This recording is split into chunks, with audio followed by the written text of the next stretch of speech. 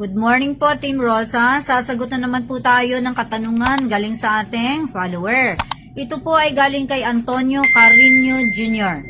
Good day po. Kailangan po ba talagang palitan yung 7-digit or pwedeng hindi na po papapalitan?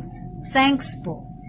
Sinasabi po natin na kailangan po nating palitan ang mga lumang plaka dahil po dito sa Republic Act number 12209 na nag-amend po doon sa dating batas na Motorcycle Crime Prevention Act or yung dating Republic Act 11235. Ito po kasi ay nagre-require sa mga plaka ng motorsiklo na dapat ay readable, may clear visibility, at color-coded ang mga plaka. Dito po sa batas na ito, nagsasaad din po siya na kailangan by December 2025 ngayong taon ay napalitan na po nating lahat ang mga plaka.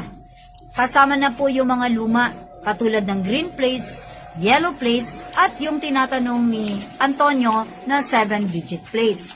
So, ibig sabihin po, required po tayo na palitan ang ating mga plaka dahil po nire-require ng batas na magkaroon ng clear visibility and easy readability ang mga plaka ng motorsiklo.